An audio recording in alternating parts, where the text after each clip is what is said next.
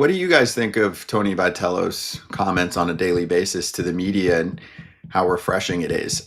I've seen some people eviscerating him online, like, oh, this guy's not going to last. And then I've now seen a contingency online, AJ, that is super pumped. I'm joining that contingency.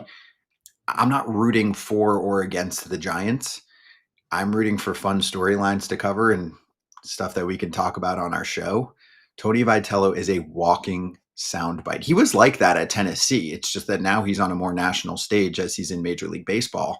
And I mean, I know I mentioned this with Ken during that segment, but he said last night, and then Rafi, I mentioned golf, Tiger, I guess bad timing. Like he brings up somebody that's, in music or another sport almost every day as part of his verbiage to the media, and I think it's fun. I mean, we do get a lot of coach speak and cliches. Are you going to agree or disagree with me in terms of how he has said he's going to be himself? And he is, because some people are like, oh, that he's just blabbing and he's changing the subject. I mean, Buck Showalter used to do that and still even does that sometimes on our show, where he'll like take you on this winding road and you feel like, you just I don't know, saw a jam band for like 5 minutes and then forgot what you were even there for. But what do you think? I don't mind it. I just think that you have to realize that you have to do the media 3 times a day. So you can't always try to be cute, right? Right? Like you can't just always be cute to them. Sometimes you have to say some stuff with substance. Like I'm fine with that. This is the way he wants to play the media. It doesn't bother me because I don't have to deal with it on a daily basis. When I get to go do a Fox game here coming in a couple weeks with him, I'm gonna be interested to see how he handles it. But he's never had to deal with this stuff, and he's never had to answer questions again 3 times a day. When you're a big league manager, you have to answer questions 3 times a day, and that is a lot. People don't realize how much that is until they have to do it. And 3 times a day, when you're sitting there before a game, after a game, sometimes wherever, here, there, and everywhere, it's a lot. So it's cool that he's trying to be like this, and he's trying to. I don't want to say he's trying to be cute, but he's trying to be himself. But at the end of the day, it's 3 times a day. It's you got to have some substance too. There's been some managers that I've watched some of their quotes and watched their interviews the last few years, like they seem fake. Tony Vitello doesn't seem fake. It seems like it's him. Now, does that mean it connects with everybody? Absolutely, it doesn't connect with everybody. Like there's people who want. We had Joe West on the other day, and he was talking about Dick Williams, the manager, and most people have no idea who he was. And he was like, he was hard nosed, and it was just like, if a manager tries to create something, tries to create a persona, tries to create a clubhouse that he thinks is supposed to be run a certain way, he's cooked. You're going to see through it. You can fake your way through spring training in the first few months. Everything's all neat and shiny. But the reality is the big league season's too long. You can't put on a face. You can't try to fake it with the local media. Like there was a manager close to where I live who came into town and asked one of the local media people, said, where should I live that would connect with the fans the most?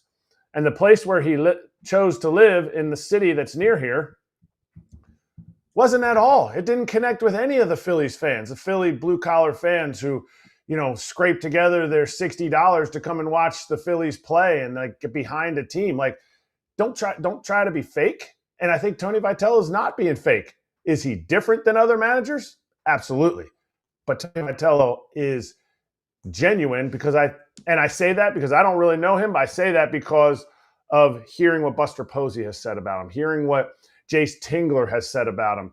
Guys that I respect, that I have played with, that I have lived with in my career, that the way they talk about him. So is it different than other people? Absolutely. Is it genuine?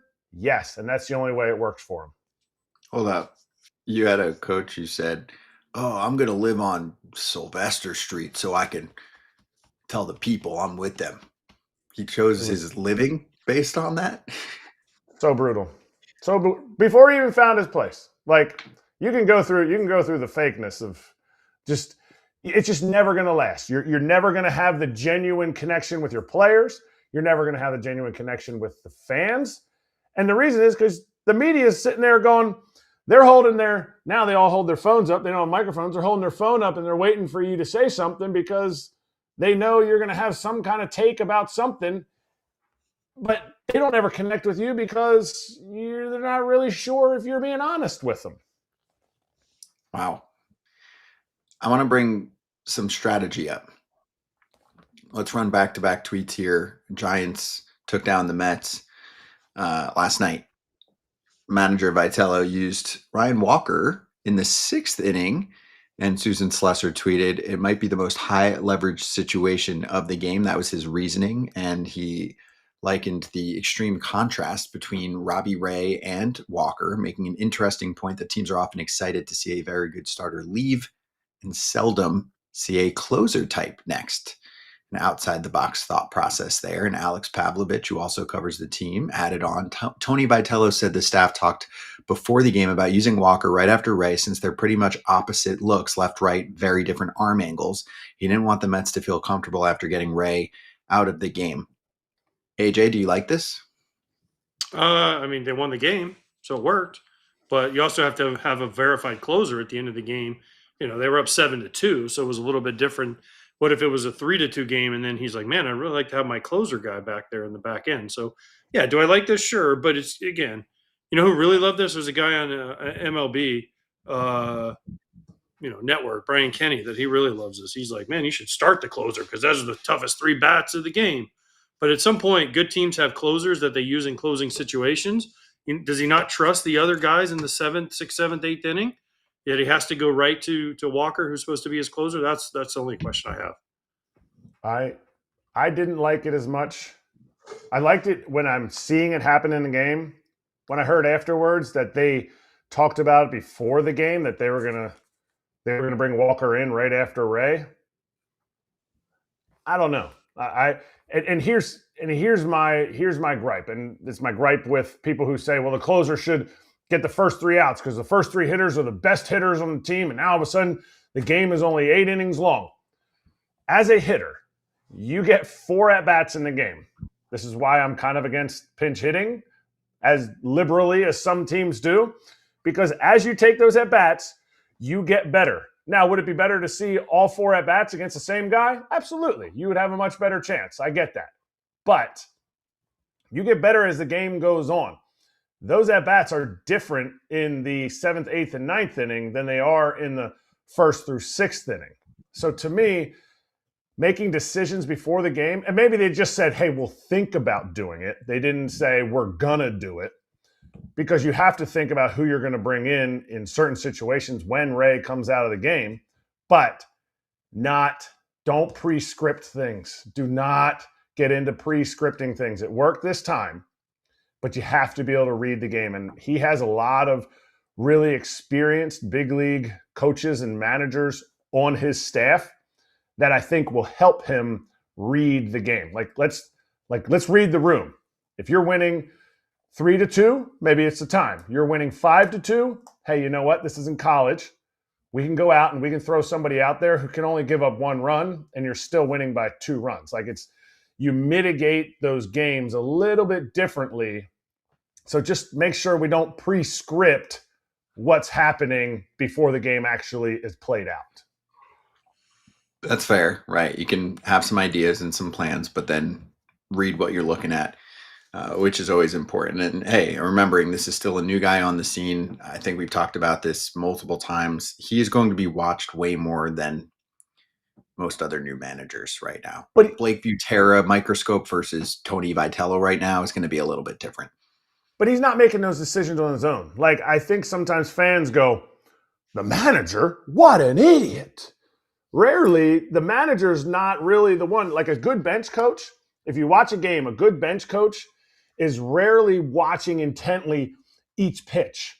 A good bench coach is seeing how things are flowing. They're just seeing the flow of the game. They're seeing what a pitcher's stuff looks like compared to the swings that the hitters are taking, and say, hey, you know what? We have 3 hitters away. We got a lefty that's crushed this guy historically. A manager makes the move, and he has to be on top of it. The bench coach can't miss a beat, because when the manager misses a beat, the bench coach, or in Vitello's case, a lot of the other coaches around him, they got to be locked in. It's not just, well, you know what, I'm on the staff and we'll see what happens. That's not my area of expertise. You know, everybody pitches in. The manager is the one that gets the blame when it goes well, but he doesn't stand on an island and make all these decisions on his own.